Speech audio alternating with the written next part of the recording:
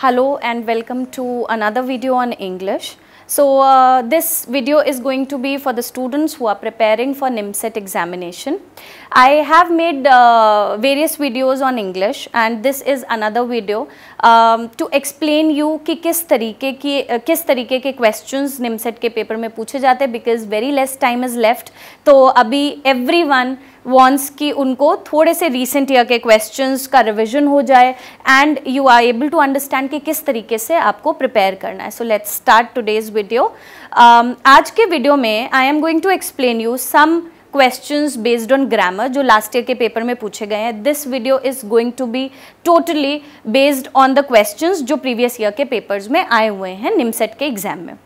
तो आज का जो पहला क्वेश्चन जो आपके सामने स्क्रीन पे है that is based on the synonym being asked in the year 2018. ऐसे में आपको अलग अलग प्रीवियस ईयर पेपर्स के पहले वोकैब सेक्शन थोड़ा सा एक्सप्लेन करूंगी and then I am going to explain you the grammar portion. क्योंकि एवरीवन नोज बाय नाउ कि निमसेट के एग्जाम में वोकैबुलरी बहुत ज़्यादा आती है इंग्लिश में, तो इसलिए हम वोकैब पे थोड़ा सा ज़्यादा फोकस करेंगे and then we will solve some questions on grammar. Let's see the first question now. पहला क्वेश्चन है 2018 का पेपर में आया हुआ क्वेश्चन जिसमें आपको सिनोनिम ढूंढना है.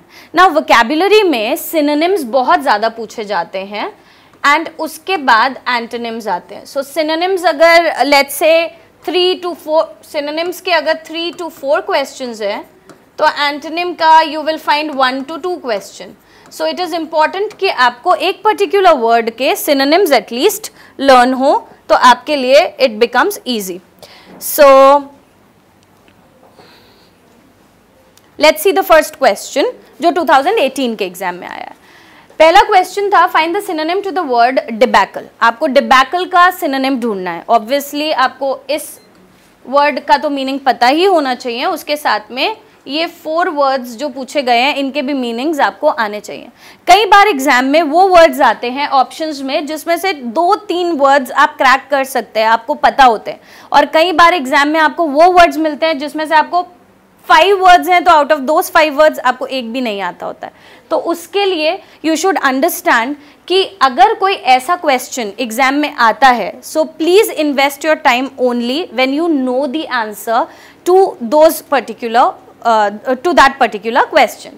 अब मान लीजिए एक वर्ड है डिबैकल. तो डिबैकल का मीनिंग जानने के लिए वी शुड अंडरस्टैंड कि कैटास्ट्रोफी का मीनिंग क्या है, डैंडी का मीनिंग क्या है, कॉर्कर क्या होता है और ऑप्युलेंस क्या होता है. सो फॉर दोज जिनको मीनिंग्स पता है उनका रिविजन हो जाएगा, जिनको नहीं पता है so they will understand the meaning. So आइए देखते हैं इसका एक्सप्लेनेशन पहले वर्ड का विच इज कैटास्ट्रोफी.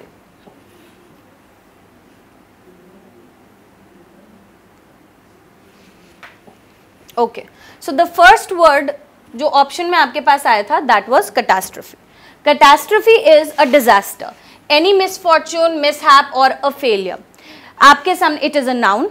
आपके सामने अगर सिचुएशन कोई भी ऐसी होती है जो बहुत ही ज़्यादा डिजास्ट्रस है, कोई मिसहैप हो गया, मिसहैपनिंग हो गई, या फिर कोई फेलियर हो गया, it was a complete failure, उस सिचुएशन को कैटास्ट्रोफी बोला जाता है. Second word was dandy. Dandy is an old fashion word. कोई भी ऐसा person, it is a man, space is not there, a man who is very much concerned with how he looks is dandy. एक तो old fashion word है and it is a slang also. It is not used very much but it was there in the option, so that's why the explanation was required. So dandy एक ऐसे person के लिए use किया जाता है. It is a noun and adjective, both, दोनों होते हैं, नाउन भी होता है और एडजेक्टिव भी होता है. एडजेक्टिव में इसका मीनिंग गुड हो सकता है और एक्सीलेंट भी हो सकता है. एंड जो ये नाउन है उसका मतलब होता है कोई भी ऐसा पर्सन जो बहुत ही ज़्यादा कंसर्न्ड होता है अपने लुक्स को लेकर, उसको डैंडी बोला जाता है. Alright, so it is a noun and adjective both. Next word is cocker. Cocker is again a slang also, use for a remarkable और एक्सीलेंट थिंग. कोई भी चीज़ जो बहुत एक्सीलेंट है, बहुत ही ज़्यादा रिमार्केबल है, उसके लिए कॉकर यूज किया जाता है. बट कॉर्कर एक मशीन भी होती है, बॉटल्स में जो कॉर्क्स होते हैं उसको लगाने के लिए, that machine is also called cocker. Not a relevant word, कोई बहुत ज़्यादा रेलिवेंस का नहीं है ये वर्ड आपके क्वेश्चन से related, because the question was debacle और आपको डिबैकल का सिनोनिम ढूंढना था. Fourth word is opulence. Opulence का मतलब होता है जब आप इस वर्ड को वेल्थ से, लग्जरी से रिलेट करते हैं तो opulence is again a noun जिसका मतलब होता है drenched in wealth and luxury, जिसमें आप खूब सारी लग्जूरियसनेस की बात कर रहे होते हैं, दैट इज कॉल्ड ऑपुलेंस। इसका ड्रेंच्ड का मतलब होता है पूरी तरीके से भीगा हुआ, जैसे हम बोलते हैं जब पूरी तरीके से वेट होते हैं तब आप बोलते हैं दैट ही वॉज ड्रेंच्ड, मतलब वो पूरी तरीके से कंप्लीटली वेट था because of rain and all. तो ऑपुलेंस जो है वो वेल्थ या लग्जरी में ड्रेंच्ड होने को कहा जाता है। Let's see the synonyms. Synonyms में लिखा हुआ है लग्जरी, सिनोनिम में you will get luxuriousness, synonym में there is also a word sumptuousness, ठीक है। So these are the synonyms of opulence. अब आ जाते हैं डिबैकल पे, जो कि क्वेश्चन में पूछा गया था। सो डिबैकल का मीनिंग होता है, debacle is a fiasco, disaster और अ ग्रेट फेलियर। सो आपको पता चल चुका होगा कि डिबैकल का जो मीनिंग है वो किस सिनोनिम से रिलेटेड है, कौन सा वर्ड इसका सिनोनिम हो सकता है। It is also a noun. ज्यादातर करके क्वेश्चंस में I have mentioned it again and again, जब भी मैं वीडियो में बताती हूँ vocabulary, so I mention it कि ज्यादातर करके क्वेश्चन में अगर नाउन का सिनोनिम पूछा गया है तो सारे के सारे नाउन ही आपको मिलेंगे। एडजेक्टिव का सिनोनिम है तो एडजेक्टिव ही मिलेंगे। आप रूल आउट भी कर सकते हैं, अगर आपको किसी पर्टिकुलर क्वेश्चन में उसके बाद जो ऑप्शंस मिल रहे हैं उसमें कोई वर्ब है, so that is not going to be a synonym, तो आप उससे हट भी सकते हैं, उस पर्टिकुलर वर्ड को किनारे भी कर सकते हैं और बाकी तीन पे फोकस किया जा सकता है। So this is a noun, it is sometimes also used for a military defeat. कई बार ये वाला जो वर्ड है डिबैकल, ये मिलिट्री डिफीट के लिए भी यूज किया जाता है, बट इसका मतलब फियास्को होता है, डिजास्टर होता है या फिर ग्रेट फेलियर होता है। और यहाँ पे सिनोनिम में you will also find the word catastrophe, तो आपको इसका सिनोनिम मिल गया होगा which is catastrophe. So this was the first question जो एक previous year के पेपर में आया था। Let's see the next question now. So this is the second question in front of you. The list that I have created is a mix of questions. तो मैंने जो first question आपको दिया था वो भी synonym based था। We'll be doing 2-3 questions based on synonyms, लेकिन सारे different करेंगे। First question में चारों options जो आपको मिले थे वो चारों ही एक different vocabulary के option थे। Second question जो हम करने जा रहे हैं उसमें you are getting some easy options also. This is a question of 2019. Choose the word that is most nearly same as the word indemnify. आपको indemnify word का synonym निकालना है या most similar word ढूंढना है, जिसमें you have got these options. Now these are not vocab difficult words नहीं है, तो आपके लिए और easy हो जाएगा ये words को sort करना या जानना कि इसका meaning क्या होता है। The only thing is आपको indemnify का meaning पता होना चाहिए। So indemnify का meaning क्या होता है? Let's see the options first. Ensure, ensure का मतलब आपको पता होगा, अपने आप को इंश्योर करना, जैसे हम इंश्योरेंस लेते हैं वैसे ही अपने आप को इंश्योर करना। अश्योर का मतलब किसी को अश्योरेंस देना, ओके। कंपनसेट फॉर लॉस, किसी भी लॉस के लिए कंपनसेट करना। And sue somebody for damages, जो भी डैमेज हुआ है उसके खिलाफ किसी के अगेंस्ट में केस करना is called filing a suit, या फिर किसी को सू करना डैमेजेस के लिए। कंपनसेट का मतलब होता है जो भी लॉस हुआ है उसकी भरपाई करना। अश्योर और इंश्योर आई होप आपको पता होगा। So let's see the explanation now.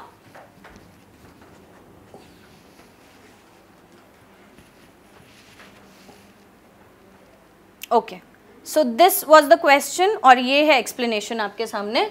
So explanation में I have written the word, I have mention the word indemnify, जो कि एक वर्ब है।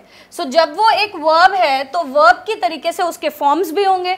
सो indemnify is a regular verb, जिसमें आपको अगर उसका सेकेंड वर्ड चाहिए so it will be indemnified, second word हो जाएगा इंडेमनिफाइड, सेकेंड वर्ब फॉर्म, और थर्ड वर्ब फॉर्म भी हो जाएगा इंडेमनिफाई।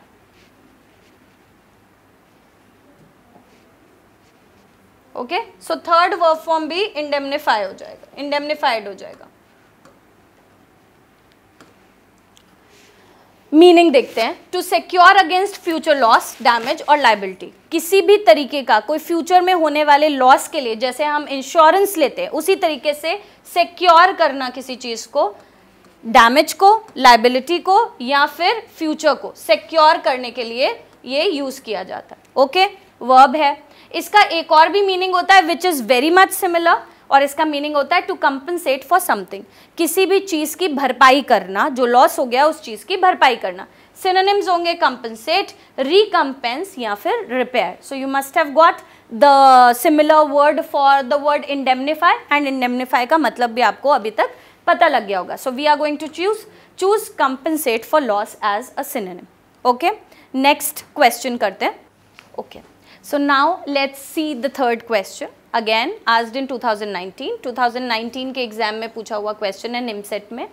Select the most suitable synonym for the underlined word in the sentence. So now there are three types of questions based on synonyms. First question जो हमने किया था उसमें 4 vocabulary के words थे. Second question that we did उसमें 4 ऐसे meanings थे एक particular word के. अगर आपको indemnify आता हो तो आपको meanings पे ज़्यादा time waste करने की ज़रूरत बिल्कुल भी नहीं पड़ेगी. You will very quickly solve and next question पे बढ़ जाएंगे. The third question is also based on synonym but it is a bit different, क्योंकि इसमें जो आपको सिनोनिम ढूंढना है वो एक ये पूरा सेंटेंस दिया हुआ है आपके सामने, और उस सेंटेंस में जो वर्ड यूज्ड है आपको इस पर्टिकुलर वर्ड का सिनोनिम ढूंढना है. Okay, so the sentence, let's read the sentence. All the members of organization expressed implacable opposition to the move. Let me just explain this sentence in front to you. All the members of the organization, सारे members जो organization के थे उन्होंने express किया implacable opposition. So oppose किया किस चीज़ को, किसी move को oppose किया है. So that is the sentence. Now we need to know कि implacable का meaning क्या है. अब options देख लेते हैं. Options है indignant, adamant, unified और quixotic. 4 options दिए हुए हैं. अब अगर आपको इम्प्लकेबल का मीनिंग पता है तो यू कैन आप चेक कर सकते हैं कि कौन सा ऑप्शन करेक्ट हो सकता है. अगर नहीं पता है, let's see the explanation.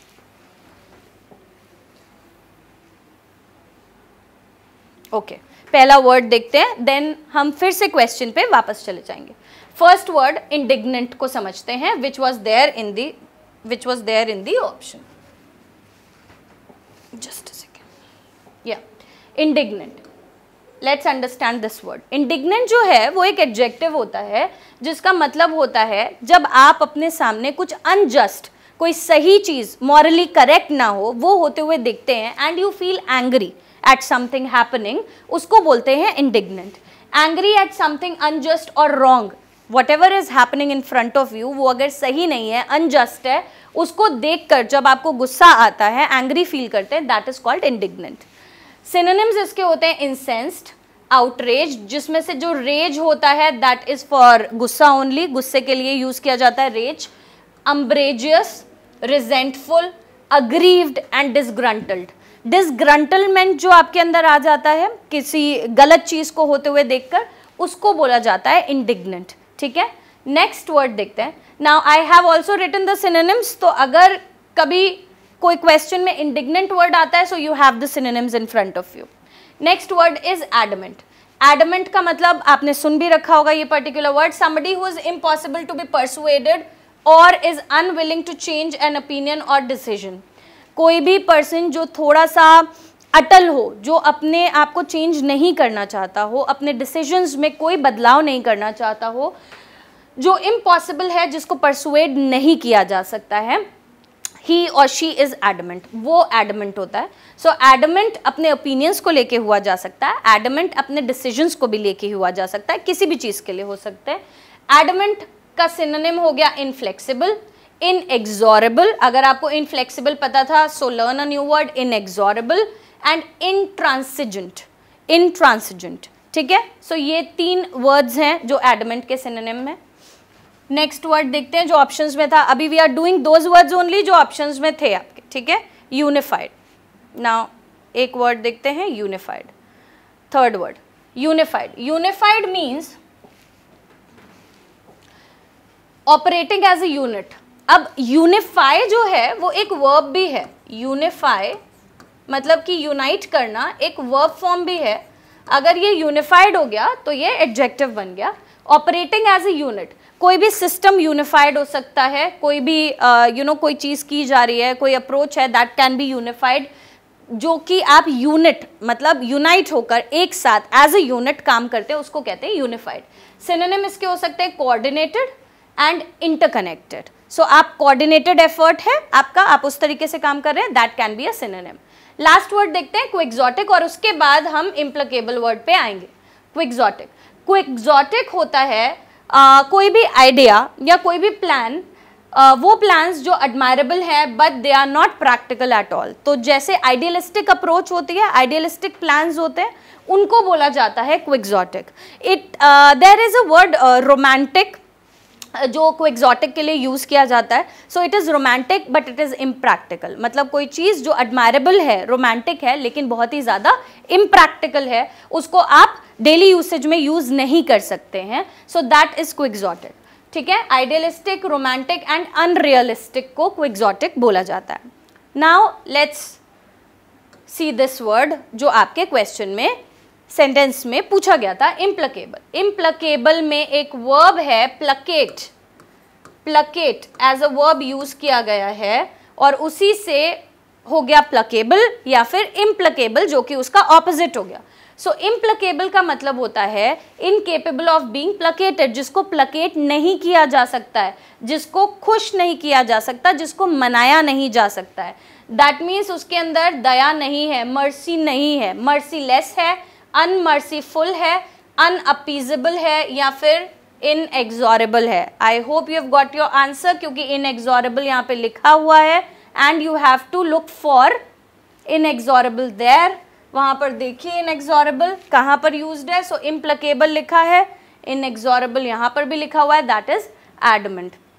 You had to look for a synonym जो कि सूट करे इस सेंटेंस को। All the members of organisation expressed implacable opposition to the move. आपके सामने आंसर है, I hope you have got the answer, क्योंकि जो इम्प्लिकेबल ऑपोजिशन है वो चेंज नहीं हो सकता है, वो इनफ्लेक्सिबल है, वो इनएग्जॉरेबल है, दैट मीन्स वो एडमेंट है।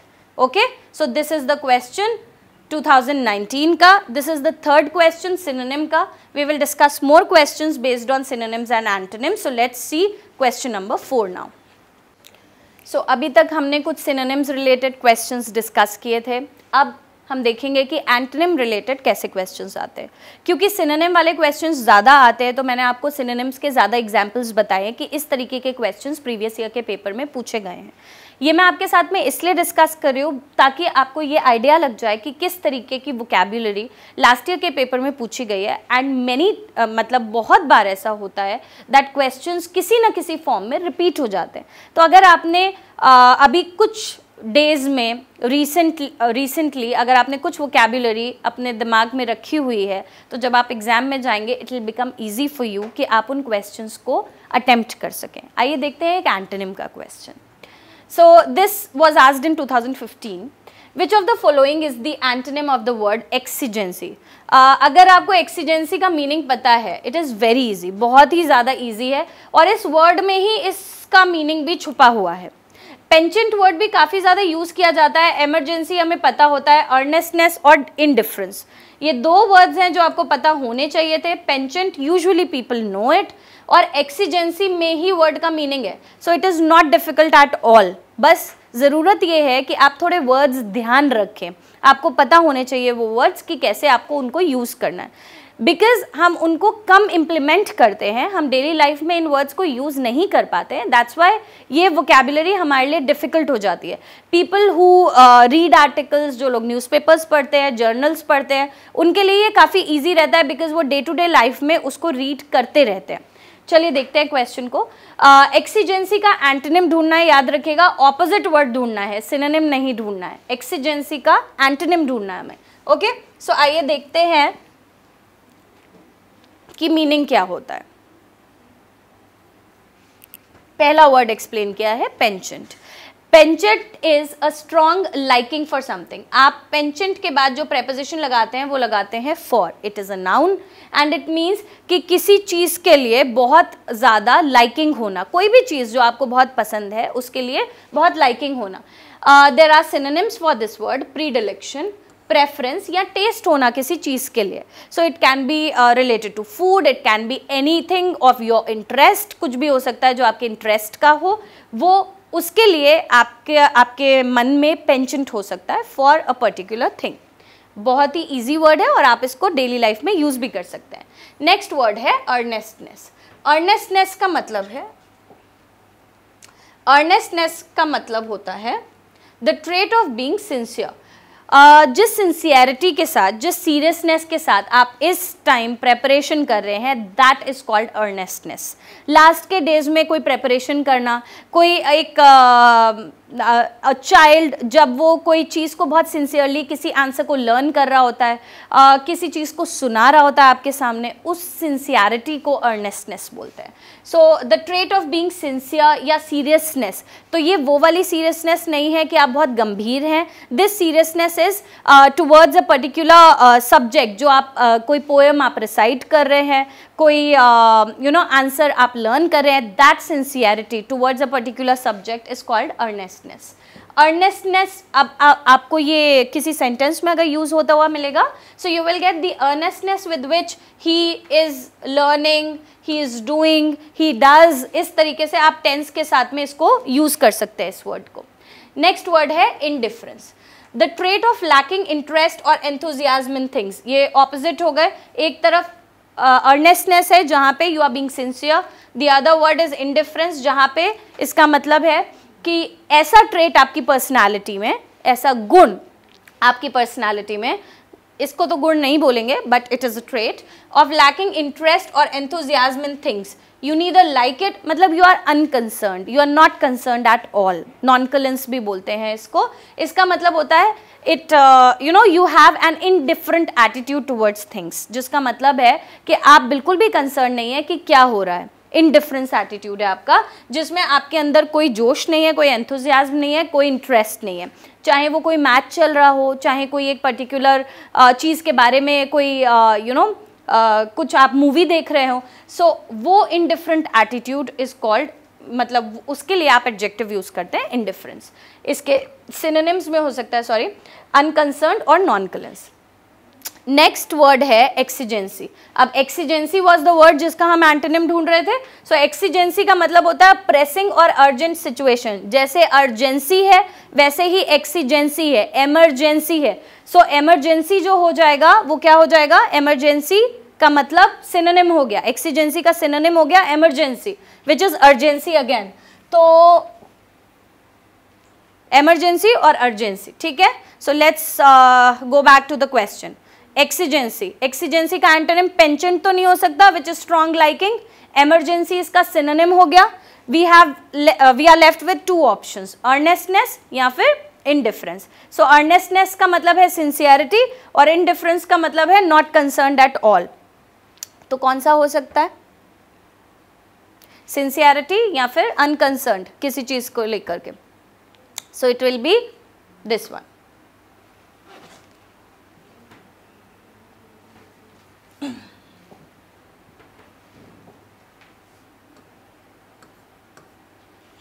Okay, let's see the next question that appeared in 2021 NIMSET के एग्जाम में। Choose the most suitable antonym of the word erudite। erudite word का आपको antonym यानी opposite word ढूंढना है। 4 ऑप्शंस हैं, scholarly, unfamiliar, illiterate या arrogant। इसमें से भी आपको 2 पता होंगे, arrogant और illiterate। अनफेमिलियर भी most of you must be aware. किसी चीज़ से आप फेमिलियर होते हैं यानी आप जानते हैं उस चीज़ के बारे में। कोई चेहरा आप पहचानते हो तो आप फेमिलियर हैं, कोई जगह के बारे में आप जानते हो तो आप फेमिलियर हैं। If you are not familiar that means you are unfamiliar. Scholarly का मतलब you must be able to guess कि क्या हो सकता है। स्कॉलरली, स्कॉलर से रिलेटेड, लर्नड है, कोई पर्सन बहुत ज़्यादा एजुकेटेड है उससे रिलेटेड है। इलिटरेट का मतलब एवरीवन नोज एंड एरोगेंट का मतलब भी सभी जानते होंगे। But still let's discuss, let's see the explanation to these words.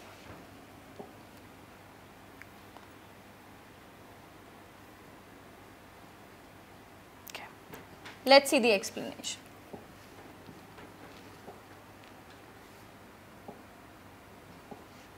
The first word is scholarly, जो आपके ऑप्शन में पहला वर्ड था that was scholarly.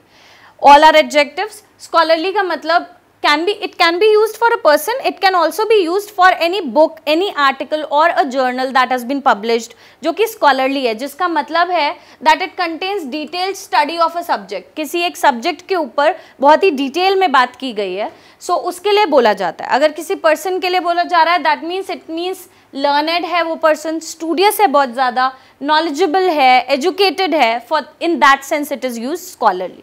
Second word है unfamiliar. It can be use for things जो कि अनएक्सप्लोर्ड है, unknown है, जिसके बारे में आपको जानकारी नहीं है, you are unaware of the things. तो जब आपको चीज़ों के बारे में इंफॉर्मेशन नहीं होती है, you are not familiar, that means you are unfamiliar. Unfamiliar faces हो सकते हैं, अनफेमिलियर कोई सिटी हो सकती है, आपकी कोई सराउंडिंग्स हो सकती है जिनके बारे में आप ना जानते हो.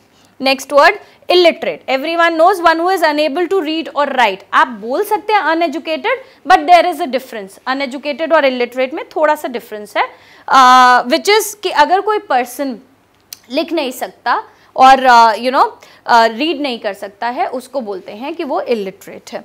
लास्ट वर्ड है arrogant. One who is proud. यहाँ पे proud का मतलब proud of something नहीं है, यहाँ पे proud वो वाला word है जो हम गलत यूज करते हैं, which is proudy.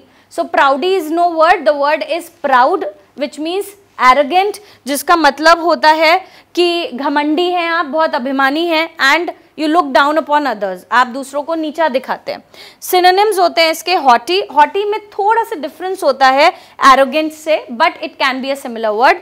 Conceited और hubristic. If you are unaware of this particular word hubristic, तो आप ये भी word as a synonym दिमाग में रख सकते हैं, ह्यूब्रिस्टिक, हॉटी एंड कंसीटेड. ठीक है, सो ये वर्ड्स हैं. दीज आर द 4 वर्ड्स जो ऑप्शंस में पूछे गए. आपको एरेडाइट का एंटोनिम बताना था, सो डेफिनेटली एरेडाइट वर्ड का मीनिंग पता होना चाहिए. सो एरेडाइट का मतलब भी होता है नॉलेजेबल, लर्नड. एरेडाइट ऑल्सो मीन्स कोई पर्सन जो बहुत ही ज़्यादा वेल एजुकेटेड है, वेल रेड है, जिसको चीज़ों के बारे में बहुत सारी जानकारी होती है, उसको एरेडाइट बोला जाता है. आपको अगर उसका एंटोनिम देखना है तो वो स्कॉलरली तो नहीं हो सकता, because scholarly is the synonym of the word. Unfamiliar है या इलिटरेट है, एरोगेंट भी नहीं हो सकता है. सो इट इज इलिटरेट, जिसको बहुत ज़्यादा इंफॉर्मेशन हो, and one who is not educated, one who does not know how to read or write. तो वो हो गया इसका आंसर. ठीक है, so this means this becomes the antonym of the word erudite, that is illiterate. So we have seen synonyms and antonyms. अब हम देखते हैं vocabulary का एक और सेक्शन, क्योंकि vocab में one word substitutions आते हैं, phrasal verbs आते हैं, synonyms, antonyms आते हैं, इसी तरीके से idioms and phrases भी आते हैं. तो अभी we are going to have a look one word substitutions पे जो प्रीवियस ईयर के पेपर में पूछे गए हैं. लेट्स सी अ क्वेश्चन जो 2020 में अपीयर हुआ था. Choose the word that accurately signifies a student who avoids attending classes. ये वाला एग्जाम में जो क्वेश्चंस पूछे गए थे ये काफ़ी इजी आए थे इंग्लिश के 2020 के पेपर में. तो जिन लोगों ने भी 2020 में अटेम्प्ट किया था उनको पता होगा कि क्वेश्चंस का जो लेवल था दैट वाज क्वाइट इजी, आप उसको अच्छे से अटेम्प्ट कर सकते थे. और अभी भी जो रिसेंट ईयर के जो पेपर्स में इंग्लिश आ रही है that is not that difficult. So आप आराम से इंग्लिश के क्वेश्चंस को अटेम्प्ट कर सकते हैं. And this is you can say कि ये एक सजेशन है, ये एक एडवाइस है सभी के लिए जो प्रिपेयर कर रहे हैं कि आप इंग्लिश के क्वेश्चंस को एक बार ज़रूर देखें. टाइम वेस्ट नहीं करना है, टाइम इन्वेस्ट करना है, just to have a look on the questions. एक बार देखेंगे तो you will get the idea कि किस तरीके के क्वेश्चंस पूछे गए हैं, आप उनको अटेम्प्ट कर पाएंगे या नहीं अटेम्प्ट कर पाएंगे, and then you can decide for yourself. Time, again time management का बहुत ज़्यादा ध्यान रखें, टाइम आपको वेस्ट नहीं करना है. Choose the word that accurately signifies, एक ऐसे स्टूडेंट को जो अवॉइड करता है क्लासेस को अटेंड करना, जिसको आप बोलते हैं बंक मारना. तो इसके 4 ऑप्शंस है, डिलिजेंट, कैलस, मोरॉस और ट्रूएंट. ठीक है, if you know the answer आप टिक कर सकते हैं, अगर नहीं तो आइए एक्सप्लेनेशन देखते हैं.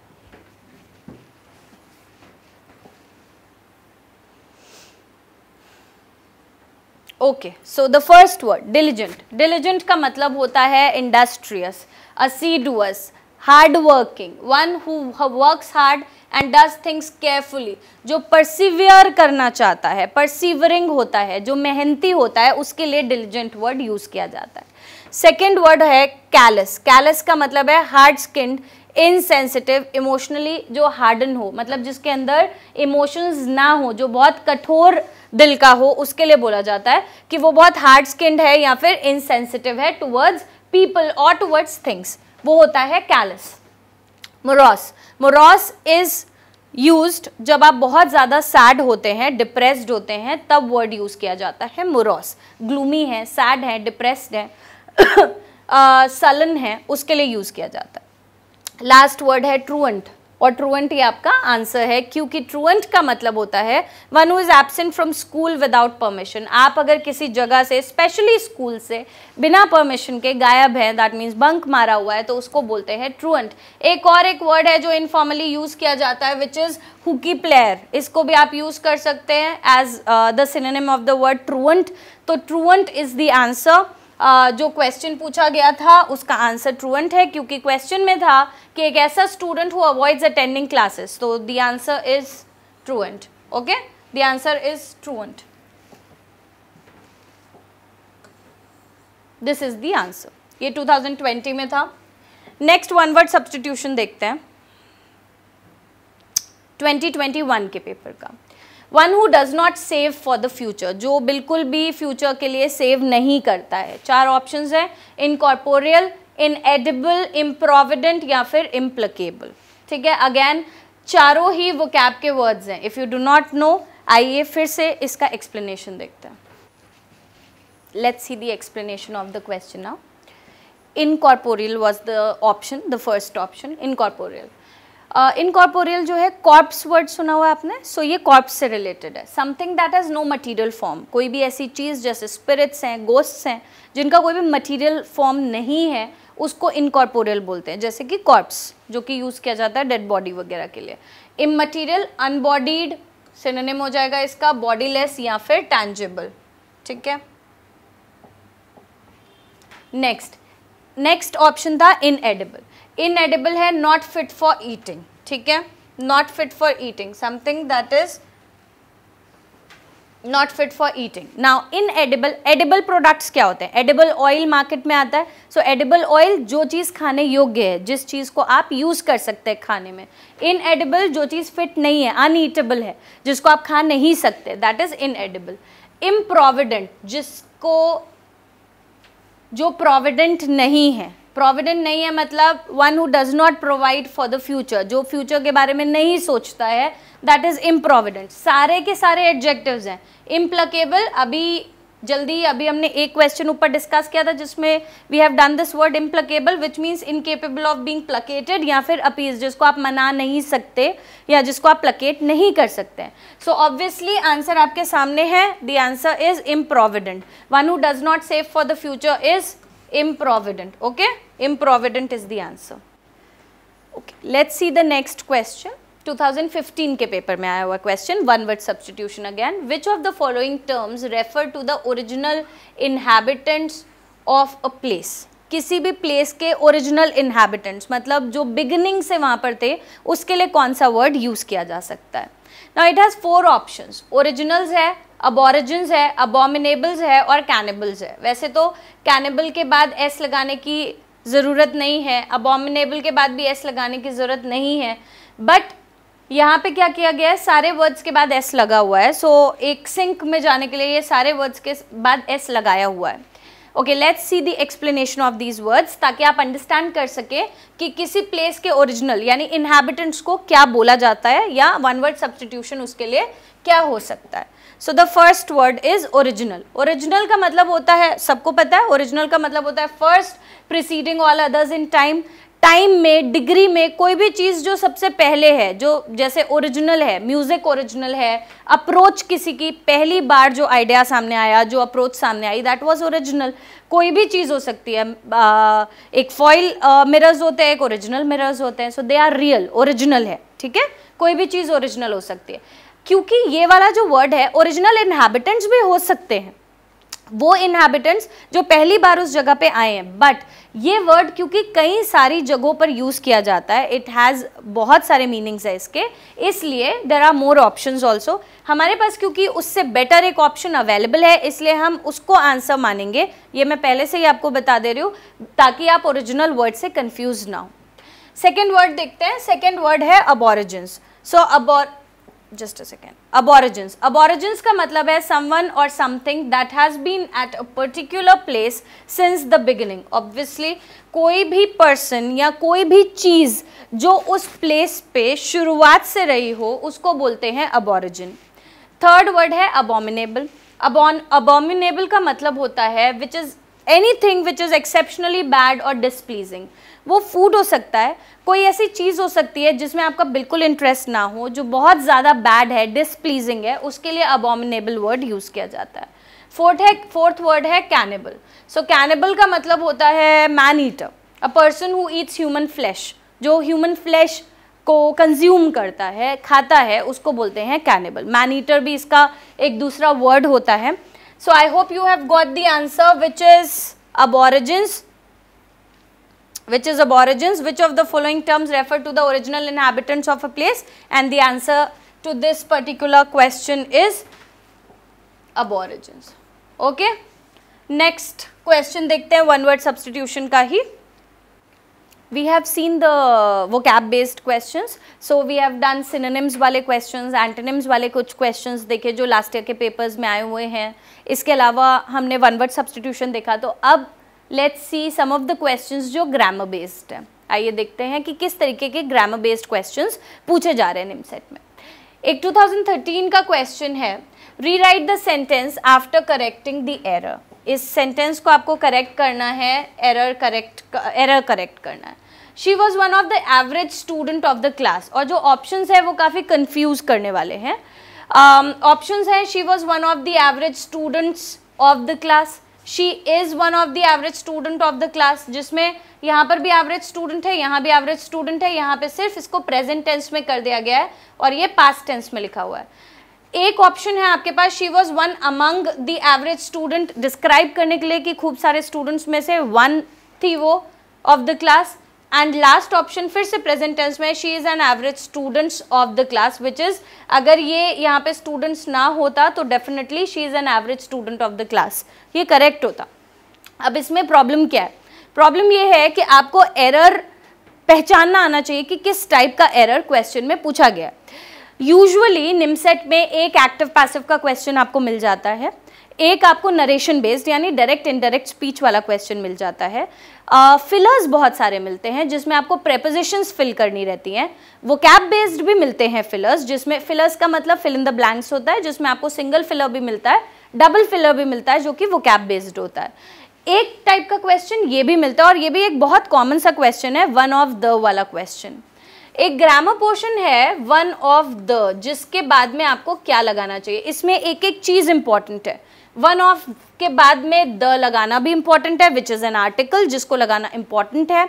उसके बाद आप अगर कोई भी नाउन लगाते हैं तो वन ऑफ द के बाद जो भी नाउन आएगा वो प्लूरल होगा.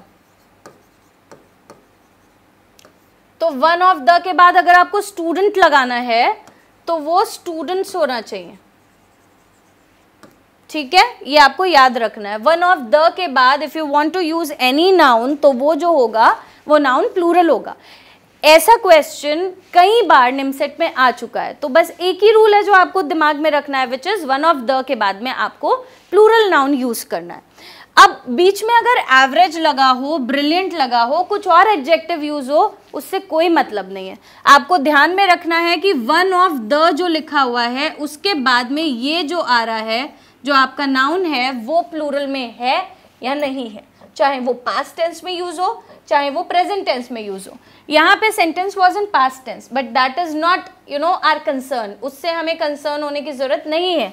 She was one of the average students of the class होना चाहिए. जो भी इस ऑप्शन को सफाइस करता है वो ही करेक्ट आंसर होगा, which is the first one. She was one of the average students of the class, और यही इसका आंसर करेक्ट हो जाएगा. All right, so this was grammar based 2013 का question.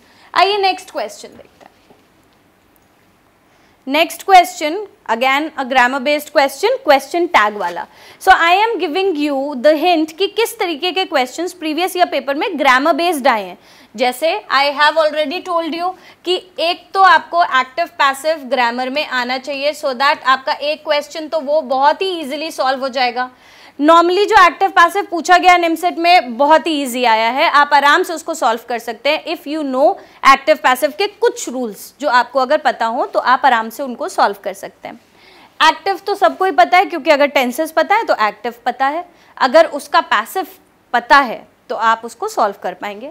Narration based direct and direct speech वाले questions वो भी एक एग्जाम में आ जाता है इंग्लिश के पेपर में. क्वेश्चन टैग ज़रूर पढ़ लें क्योंकि ये बहुत ही ईजी होता है क्वेश्चन टैग और एग्जाम में आ भी जाता है. सो क्वेश्चन टैग आप पढ़ सकते हैं. टेंसेस आपको पता होने चाहिए और टेंसेस पता है तो अगेन एक्टिव पैसिव आपका सॉल्व हो जाएगा. प्रेपोजिशंस ज़रूर पढ़ें. सो प्रेपोजिशंस बेस्ड आपको कम से कम 4-5 क्वेश्चंस मिल जाते हैं जो प्रेपोजिशन बेस्ड होते हैं या फिर उसमें से एरर निकालने के लिए आता है. तो अगर किसी एक पर्टिकुलर टॉपिक पे बेस्ड 4-5 क्वेश्चंस आ रहे हैं सो डेफिनेटली उस पर आपको ध्यान देने की ज़रूरत है. सो प्रेपोजिशन आप ज़रूर पढ़ें. So these are some topics जिनको आपको पढ़ना चाहिए ताकि आप जब एग्ज़ाम में अपियर हो तो आप उन क्वेश्चंस को सॉल्व कर सकें. 2018 में पूछा हुआ एक क्वेश्चन देखते हैं. Fill in the blank choosing the correct question tag. Question tag बताना था and it was very easy. He has done his duty. Question tag का मतलब क्या होता है? क्वेश्चन टैग का मतलब होता है कोई भी एक पॉजिटिव सा स्टेटमेंट या नेगेटिव सा स्टेटमेंट बोला हुआ है और उसके बाद आप हिंदी में उससे क्वेश्चन करना चाहते हैं. क्या उसने ये काम किया है? क्या उसको ये काम करना चाहिए? क्या ऐसा हुआ था? Something like that. This is called a question tag, जिसके बाद एक क्वेश्चन मार्क लगा होता है और स्टेटमेंट एंड हो जाता है.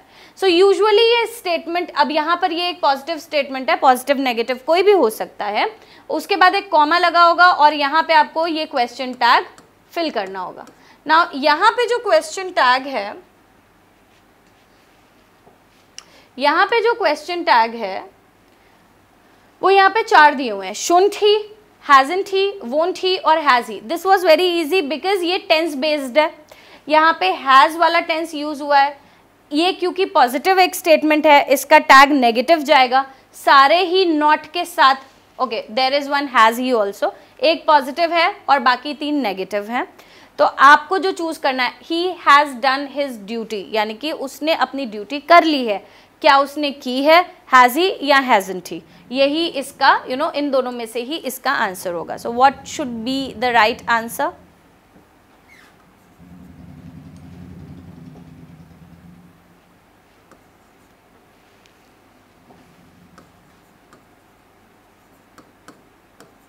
hasn't he. He has done his duty. hasn't he? क्या उसने कर ली है या नहीं की है, ये पूछने के लिए क्वेश्चन टैग आता है. Okay, so these are the 2 questions जो ग्रामर बेस्ड पूछे गए थे. नेक्स्ट क्वेश्चन देखते हैं. नेक्स्ट ग्रामर बेस्ड क्वेश्चन देखते हैं. 2018 में पूछा हुआ. द अदर बॉयज और Henry dash to blame. Filler है जिसमें आपको फिल करना है, एक सही हेल्पिंग वर्ब फिल करना है. ठीक है, ये एक सब्जेक्ट वर्ब अग्रीमेंट का क्वेश्चन है. सब्जेक्ट वर्ब अग्रीमेंट क्या होता है, लेट्स अंडरस्टैंड.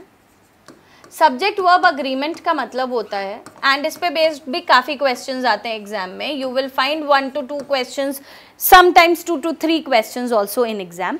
एक पेपर में आ जाते हैं 2 to 3 questions, and it is very easy to याद करना बहुत इजी है. सब्जेक्ट वर्ब अग्रीमेंट में कोई डिफ़िकल्टी नहीं है. जिनको इंग्लिश समझ में नहीं आती है, जिनको प्रॉब्लम होती है, वो भी इसको लर्न कर सकते हैं और इन क्वेश्चंस को सॉल्व कर सकते हैं. Here the trick is this और. यहाँ पे आपको सिर्फ और पे ही फोकस करना है और कुछ भी नहीं है जिसके हिसाब से ये हेल्पिंग वर्ब डिसाइड किया जाने वाला है. So there is a rule. Subject verb agreement का मतलब होता है कि कोई सब्जेक्ट का वर्ब के साथ में क्या अग्रीमेंट है. It can be a helping verb, it can be a main verb also. Usually it refers to the helping verb being used in the sentence. जो सेंटेंस में हेल्पिंग वर्ब यूज हो रहा है उसी के बारे में बात की जाती है कि वो सब्जेक्ट के हिसाब से किस तरीके से लगाया जाएगा. सो यहाँ पे देर आर 2 सब्जेक्ट्स. एक तो है the other boys and the other subject is Henry. एक सब्जेक्ट प्लूरल है और एक सब्जेक्ट सिंगुलर है, दैट इज हेनरी. अब प्लूरल के हिसाब से लगाएंगे या सिंगुलर के हिसाब से लगाएंगे, या फिर आप पहले सब्जेक्ट के अकॉर्डिंग लगाएंगे या फिर नियरेस्ट सब्जेक्ट के अकॉर्डिंग लगाएंगे. दिस इज द रूल, यही रूल होता है. सो द रूल सेज कि अगर कोई दो सब्जेक्ट्स कनेक्टेड हैं ईदर और से, नीदर नॉर से, नॉट ओनली से, ठीक है, नॉट ओनली से, या फिर not only but also say, या फिर और से. यूजुअली हम रूल पढ़ते पढ़ते और को स्किप कर देते हैं. नीदर नॉर से, इन सब से अगर कोई दो सब्जेक्ट्स कनेक्टेड हैं, ठीक है, ईदर राम और श्याम, तो दो सब्जेक्ट्स हैं, दोनों ही सिंगुलर थे. ईदर राम और हिज फ्रेंड्स, इस तरीके से अगर बना हुआ है, या फिर हिज फ्रेंड्स और एक और सब्जेक्ट है, तो अगर इस तरीके से कोई सेंटेंस बना हुआ है, you are going to choose, अगर उसमें कनेक्टिंग वर्ड्स ये हैं, तो आप नियरेस्ट सब्जेक्ट के अकॉर्डिंग वर्ब लगाने वाले हैं. यहाँ पे देखिए ये वाला सेंटेंस और से कनेक्टेड है, विच इज हियर, और से कनेक्टेड है. सो दी अदर बॉयज से हमें कोई मतलब नहीं है. जो भी नियरेस्ट सब्जेक्ट है और से, जो बिल्कुल पास में जो सब्जेक्ट पढ़ रहा है, हम उसी के हिसाब से सब्जेक्ट का वर्ब चूज करने वाले हैं. So the nearest one is Henry, और हेनरी के हिसाब से अगर हम चूज करें, सो हेनरी के बाद इज लगना चाहिए. सो that's why the answer will be the other boys और हेनरी इज टू ब्लेम. अगर ये दी अदर बॉयज इस साइड में होता तो हम बॉयज के हिसाब से, दी अदर बॉयज के हिसाब से वर्ब को चूज करते. I hope you have understood this. Next question देखते हैं, ग्रामर बेस्ड अगेन. 2012 में पूछा हुआ question, fill in the blank with the correct form of tense. अब ये टेंस बेस्ड है. मैंने जो आपको टॉपिक्स बताए दे आर रियली इंपॉर्टेंट, और ये वाला टेंस पे बेस्ड है. टेंसेज में ओके, पहले क्वेश्चन देख लेते हैं. The thief dash before the police केम.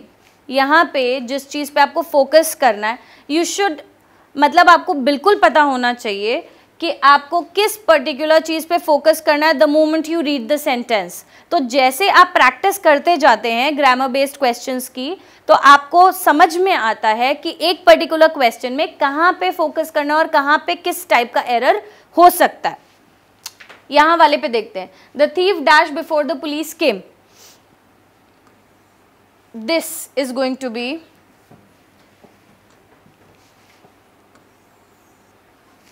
यहां पे आपको फोकस करना है बिफोर और आफ्टर, ठीक है. बिफोर और आफ्टर का रूल क्या होता है? सेंटेंस आपके सामने है. ये रूल होता है पास्ट इंडेफिनिट और पास्ट परफेक्ट टेंस का रूल. पास्ट इंडेफिनिट टेंस में आप सब्जेक्ट के बाद में वर्ब का सेकेंड फॉर्म लगाते हैं. सो कम का जो सेकेंड फॉर्म है वो है केम. आप यहाँ पे सेकेंड फॉर्म लगाते हैं. और इस साइड में यानी बिफोर के पहले you have to use past perfect tense. Here आप यूज करेंगे बिफोर के बाद पास्ट इनडेफिनिट टेंस. तो यहाँ पे दो टेंसेस यूज होंगे. एक पास्ट इनडेफिनिट टेंस जिसको आप सिंपल पास्ट टेंस भी बोलते हैं, और एक तरफ आप यूज करेंगे पास्ट परफेक्ट टेंस, जिसको यहां से आप चेक कर सकते हैं. पास्ट परफेक्ट टेंस में कहाँ क्या यूज होता है? पास्ट परफेक्ट टेंस है, परफेक्ट है, कोई चीज कंप्लीट हो चुकी है ऑलरेडी. हैड लगाएंगे और हैड के बाद में वर्ब का थर्ड फॉर्म लगाएंगे. तो जब भी आपको सेंटेंस में बिफोर या आफ्टर वाली चीजें मिलती हैं कि इससे पहले कि ये चीज हुई या इसके बाद ये चीज हुई, तो आप उसमें बिफोर के बाद वाला जो पार्ट है सेंटेंस का, जो क्लॉज आ रहा है बिफोर के बाद में, वहाँ पे आप पास्ट इंडेफिनिट टेंस लगाएं, और बिफोर के जो पहले आ रहा है वहाँ पे आप पास्ट परफेक्ट टेंस लगाएं. यहाँ पे सिर्फ एक ही ऑप्शन है जो पास्ट परफेक्ट टेंस का है. So the thief escaped before the police came. The thief had escaped before the police came. Will escape बिल्कुल भी नहीं हो सकता है. हैज़ बीन एस्केप भी नहीं हो सकता है, क्योंकि ये वाला अगर ऑप्शन आप चूज करते तो ये पास्ट इंडेफिनिट टेंस हो जाता, और हमें इस साइड पास्ट इंडेफिनिट चाहिए था जो कि ऑलरेडी सेंटेंस में यूज्ड है. This is going to be the right answer, which is had escaped. The thief had escaped before the police came. Next question देखते हैं grammar based again. Okay. Next question देख रहे हैं जो grammar based है. 2012 में आया हुआ question है. Pick the part of the sentence that has an error. जो भी क्वेश्चंस मैं आपको एक्सप्लेन कर रही हूँ, आई हैव ट्राइड कि मैं आपको अलग अलग टाइप के क्वेश्चंस एक्सप्लेन करूँ टू मेक यू अंडरस्टैंड कि ग्रामर के किस टाइप के क्वेश्चंस पूछे गए हैं। ये भी बहुत ही कॉमन सा क्वेश्चन है जो हर एग्जाम में यूजुअली आ ही जाता है, इफ वाला कंडीशन सेंटेंस का क्वेश्चन। आइए ये वाला क्वेश्चन देख लेते हैं। The sentence is if you would have come to me I would have helped you. Very very easy, और एक बार बस आप अगर इसको दिमाग में बिठा लेंगे सो आपको ये क्लियर हो जाएगा। देखिए ये सेंटेंस कंडीशन बेस्ड है। अगर तुम आए होते मेरे पास, मैंने तुम्हारी हेल्प की होती। अगर तुमने टाइम पे तुम स्टेशन पहुंचे होते, तुमने ट्रेन पकड़ ली होती। ये इस टाइप के सेंटेंसेस हैं। इन सेंटेंसेस में आप इफ के बाद जो सब्जेक्ट लगाते हैं, सब्जेक्ट के बाद आप लगाते हैं हैड, और हैड के बाद हमेशा वर्ब का थर्ड फॉर्म आता है। ये हो गया सेंटेंस का फर्स्ट क्लॉज यानी कि मेन क्लॉज। अब उसके बाद आते हैं सेंटेंस के दूसरे क्लॉज पे जो कॉमा के बाद आ रहा है। अगर तुमने ये काम किया होता तो ऐसा होता, I would have helped you. Sentence के पहले स्ट्रक्चर में you are going to use if के बाद सब्जेक्ट, और सब्जेक्ट के बाद यू नीड हैड, और हैड के बाद वर्ब का थर्ड फॉर्म, फिर ऑब्जेक्ट आ जाएगा या जो कुछ भी है सेंटेंस में उस तरीके से आ जाएगा। सेकेंड पार्ट में आपको चाहिए वुड हैव, नेसेसरी, और उसके बाद में वुड हैव के बाद भी क्योंकि वर्ब का थर्ड फॉर्म आता है तो वर्ब का थर्ड फॉर्म। ये वुड हैव की जगह पे कुड हैव भी हो सकता है, शुड हैव भी हो सकता है। यूजुअली आपको सेंटेंसेस में वुड हैव ही मिलेगा। ओके, सो ये वाला सेंटेंस का बस एक स्ट्रक्चर आप अगर पढ़ लेंगे तो इफ वाले इस टाइप के सेंटेंसेस को आप सॉल्व कर सकते हैं। So if you had come to me I would have helped you, this is going to be the right sentence. और ये सेंटेंस आपके सामने ऑप्शन में आपको चूज करना था, pick the part of the sentence that has an error. तो error कौन से पार्ट में है? कम टू मी में नहीं है, आई वुड हैव में नहीं है, हेल्प्ड यू में नहीं है। The error is here if you would have, जो कि होना चाहिए हैड के साथ में वर्ब का third form which is if you had come to me.